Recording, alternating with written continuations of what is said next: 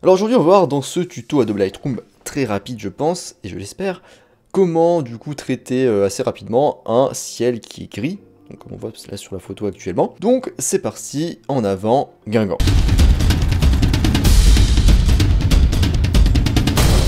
Alors, on se retrouve du coup sur Adobe Lightroom, moi je suis sur classique CC.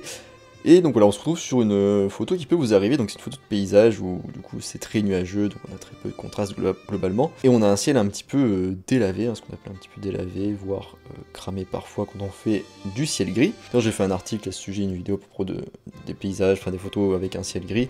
Je vous invite à aller les regarder. Et là du coup ça pourrait être un petit peu en complément de cette vidéo, c'est comment du coup traiter sur Adobe Lightroom le ciel gris. Donc comment on va faire? On y va sans plus attendre. Donc ce qu'on peut faire, on a plusieurs solutions. On peut commencer par utiliser ici un filtre gradué, donc on clique dessus ou on appuie sur M. Donc là on va le tirer, alors on peut appuyer sur O ou cliquer là-dessus, voilà, ou appuyer sur O pour voir où est-ce que le masque applique les modifications qu'on va du coup mettre. Donc là on voit que c'est sur cette partie là, donc c'est bien de savoir et de ne pas le mettre à l'envers. Donc voilà, là ce qu'on peut faire c'est qu'on va jouer principalement avec juste 3 curseurs, éventuellement 4. Donc on va diminuer ainsi l'exposition. Donc je rappelle que l'exposition, c'est pas vraiment l'exposition, c'est la luminosité qu'on diminue. L'exposition c'est uniquement à la prise de vue en numérique. Donc on peut faire un petit peu de descente d'exposition. On peut augmenter un petit peu la texture éventuellement, un petit peu aussi la clarté. Et jouer aussi avec la correction du voile.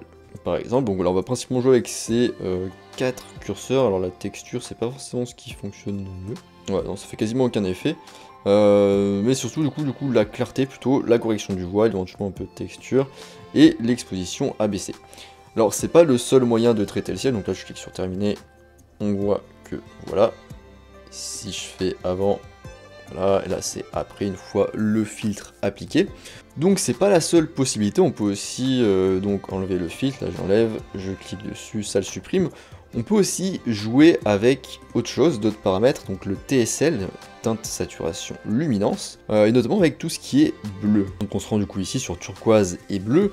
On peut notamment diminuer ici la luminance dans un premier temps. On peut aussi, alors là, augmenter la luminosité. Alors ici, ça fait pas beaucoup d'effet sur le turquoise, donc on va plutôt aller sur l'autre. On va aller plutôt sur le bleu, et on peut ici diminuer du coup la luminance, et ici plutôt augmenter légèrement la saturation, et éventuellement rajouter un peu de bleu.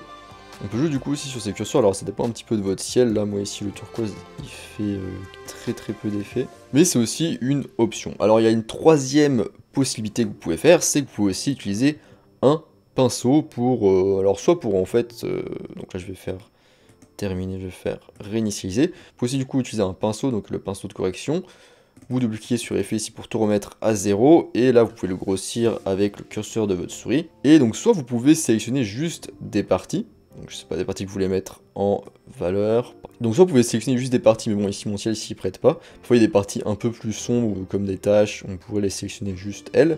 Ou vous pouvez tout simplement en fait faire comme ça, sélectionner ce que vous souhaitez.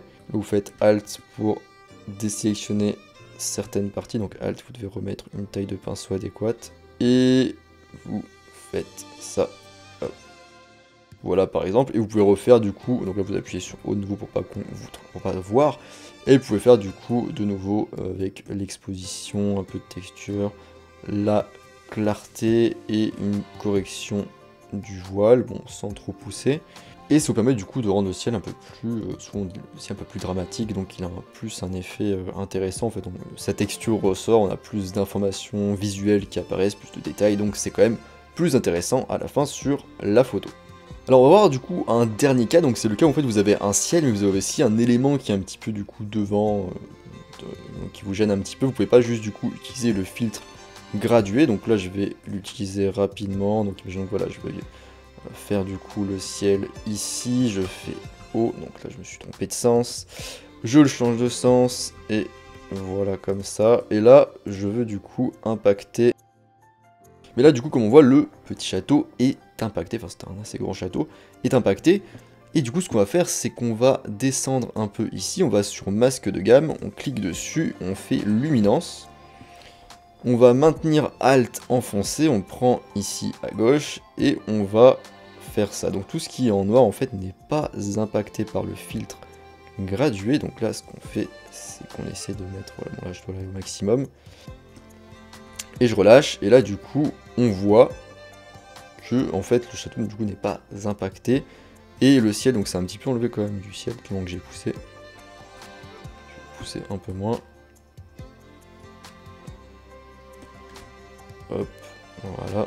Et ça permet du coup de moins impacter éventuellement un élément qui serait un petit peu en plein milieu du ciel. Donc voilà, là on voit comme ça. Et si je reviens là, on voit, voilà, ici il est impacté, ici il l'est moins. Bon alors ça a un peu enlevé aussi mon effet du ciel, donc il faut après jouer avec les curseurs pour récupérer un petit peu de l'effet. Mais voilà, du coup c'est un truc qui peut vous aider si vous avez un élément ici, ou si vous avez peut-être des bâtiments, ou si vous faites ça en ville, ou peu importe. Donc voilà, c'est tout pour ce tuto sur comment du coup traiter les photos de paysage avec un ciel gris. Moi je vous laisse ici, et je vous dis à bientôt sur les internets mondiaux.